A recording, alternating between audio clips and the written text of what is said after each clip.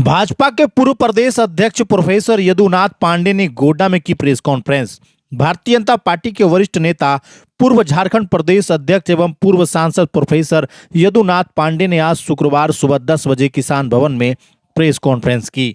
इस दौरान उन्होंने पार्टी की संगठनात्मक मजबूती और केंद्र सरकार की योजनाओं के लाभ और आगामी राजनीतिक रणनीतियों पर विस्तार से चर्चा की। उन्होंने कहा कि भाजपा जनसेवा के लिए प्रतिबद्ध है और प्रधानमंत्री नरेंद्र मोदी के नेतृत्व में देश निरंतर प्रगति के मार्ग पर अग्रसर है। प्रोफेसर पांडे ने जिले में चल रहे विकास कार्यों की समीक्षा पर भी अपने विचार रखे और कहा कि कार्यकर्ताओं को जनता के बीच जाकर केंद्र व राज्य सरकार की उपलब्धियों को बताना चाहिए। इस मौके पर बड़ी संख्या में प्रिंट, इलेक्ट्रॉनिक और सोशल मीडिया से जुड़े पत्रकार मौजूद रहे। कार्यक्रम का संचालन भाजपा जिला महामंत्री राजेश कुमार टेकरीवाल ने किया और उन्होंने सभी पत्रकारों का आभार भी जताया। संपूर्ण देश में हमारे यशस्वी प्रधानमंत्री के द्वारा एक संकल्प लिया गया है कि आज़ादी के 100वें वर्ष के अवसर पर यानी 2047 तक भारत को आत्मनिर्भर बनाना है। घर घर स्वदेशी, हर घर स्वदेशी, इस संकल्प को लेकर संपूर्ण देश में विधानसभा स्तर पर हमारे सम्मेलन चल रहे हैं, जन जागरण चल रहा है। उसी निमित्त मैं पलामू प्रमंडल के करने के बाद कल मैं गोड्डा आया। कल गोड्डा विधानसभा का सम्मेलन हुआ। आज बरहेट विधानसभा का है, कल राजमहल का है, परसों जरमुंडी विधानसभा दुमका जिले का है। आत्मनिर्भर भारत, देखिए भारत विश्व गुरु था, यानी आत्मनिर्भर था, तभी तो लोग ज्ञान, विज्ञान, कला सब सीखने यहाँ आते थे। यहाँ का कुटीर उद्योग, यानी हम कहें कि भारत की आत्मा गांव में बसती थी और इसलिए भारत में लाखों गुरुकुल हुआ करते थे। भारत सोने की चिड़िया कहलाती थी। हम स्वतंत्र थे लेकिन सतर्क नहीं थे। जब हमारे देश में 5वीं 6वीं शताब्दी के बाद अगर हम कहें, उसके बाद इस देश में हून आए, शक आए, मुगल आए, अंग्रेज आए, सबने हम लोगों को लूटा, हमारी संस्कृति को तहस नहस करने का प्रयास किया। लेकिन भारत के लोगों को, भारतीयों को जो टॉलरेंस है, सहनशीलता है, इसी कारण से आज भारत की संस्कृति और सभ्यता बची है। नहीं तो एक किसी कवि ने कहा है कि मिट गए जहां से यूनान मिस्र, कुछ बात ऐसी है कि हंसते मिटते नहीं। हमारी यूनान मिस्र समाप्त तो हो गया है, उसको किताबों में हम पढ़ सकते हैं। क्यों हम गुलाम हुए, किस कारण से हुए? एकमात्र कारण था संवेदनशील नहीं थे हम। जो जैसा हमारा अंत था वैसा मेरा स्वभाव था। हमने वसुधैव कुटुंबकम की बात को हमने रखा कि सारा विश्व अपना परिवार है। हमने कहा धर्म की जय हो, अधर्म का नाश हो। हमने कहा प्राणियों में सद्भावना हो। यहां तक कि हमने कीट पतंग के भी सद्भावना की बात की है। इस कारण से हम विश्व गुरु पद पर आसीन थे। विदेशी विद्वान यहाँ आते थे, गुरुकुल में शिक्षा प्राप्त करते थे। लेकिन मुगलों के बाद आते आते हमारी पंचायत व्यवस्था सबसे सुदृढ़ व्यवस्था हुआ करती थी। अब पंचायत में जब हमारा जो निर्णय होता था, पंच जो निर्णय करते वो पंच परमेश्वर कहलाते थे।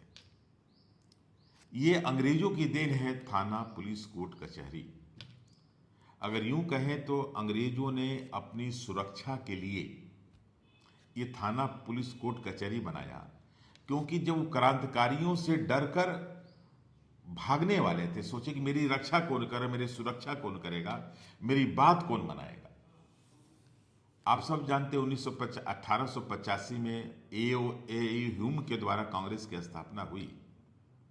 तो कांग्रेस की स्थापना जो कमिश्नर हुआ करता था कानपुर का, और उसको क्रांतिकारियों के डर से भागना पड़ा था महिलाओं का साड़ी पहनकर, वो कांग्रेस का स्थापना करता। कांग्रेस का स्थापना करने में कौन लोग थे?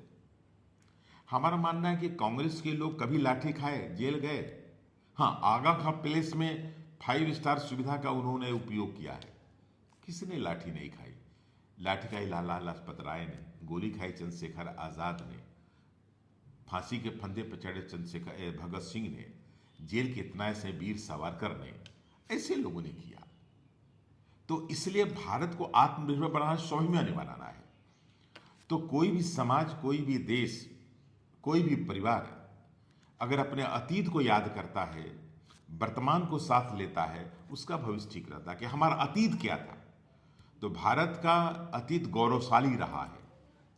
तो इसलिए हमारे यशस्वी प्रधानमंत्री ने ये आत्मनिर्भर भारत का एक संकल्प लिया है, जिसको हम लोग लेकर जन जागरण कर रहे हैं। और 2 बातें मैं और बता देना चाहता हूं। जब हम लोग नारा लगाते थे कि जहां राम का जन्म हुआ था मंदिर वहीं बनाएंगे, तो अपोजिशन वाले कहते थे कि तिथि नहीं बताएंगे। तिथि आया, बना। लेकिन सच कहता हूं मैं कि अपने जीवन में मैं नहीं सोचा था, इस आंदोलन से तो मैं जुड़ा रहा। जब सोमनाथ से रथ यात्रा चली थी 1990 25 सितंबर को, और हमारा 29 अक्टूबर को समस्तीपुर में गिरफ्तारी हुई थी माननीय अडवाणी जी के साथ, तो मैं मुजफ्फरपुर जेल चला गया, वो मसान जोर चले गए। उस समय कल्पना नहीं था 30 अक्टूबर को गोली चली मुलायम सिंह के द्वारा कि अपने जीवन में रामलला का मंदिर बनते देखेंगे। ये है यशस्वी प्रधानमंत्री जी का नेतृत्व कि रामलला का भव्य मंदिर बनकर तैयार है। आज वो लैंडमार्क है देश का।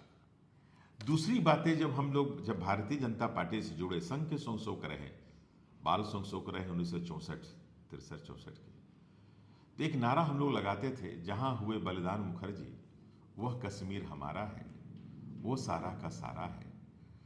तो भी नहीं सोचते थे कि अपने जीवन में 370 धारा हटेगा, अपने जीवन में हटेगा तो जरूर।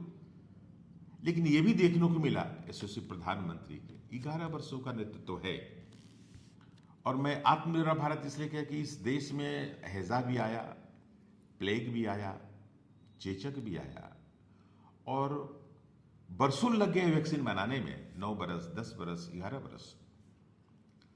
लेकिन मात्र 11 महीने में वैक्सीन बना, देशवासियों को मिला 3 डोज, और हमने विश्व को लगभग 50 से ऊपर देशों को हमने वैक्सीन दिया। ये वसुधैव कुटुंबकम का है। शायद मेरे ख्याल से मैंने 1966 का अकाल देखा है, जहां पशुओं को खाने वाला बाजरा इंसान खाया करते थे, वो भी लाइन लगाकर बाजरा का आटा मिला करता था। बचपन मैंने देखा है। लेकिन आप याद करिए, अमेरिका वो सड़ा हुआ गेहूं बेचता था, एकदम लाल, एकदम जिसको बोलते हैं कि रिजेक्टेड। उस समय के प्रधानमंत्री ने एक नारा दिया था कि हमें एक समय का भोजन छोड़ना चाहिए, देशवासी छोड़े। कोरोना आया, आप याद करिए, ट्रेन बंद, गाड़ी बंद, सब कुछ बंद। क्या कोई भूखे मरा क्या अनाज के बिना? अनाज मिला, कोई भूखे नहीं मरा, कोई दवाई के बिना नहीं मरा। सब कुछ बंद होने के बाद भी ये आत्मनिर्भर भारत का है, क्योंकि हम कुछ तैयारी नहीं किए थे।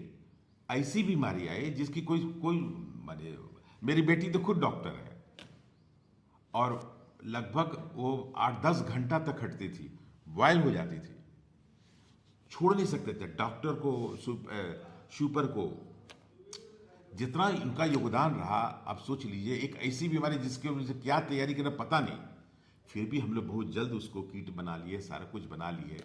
ये आत्मनिर्भर भारत का कदम था हमारा।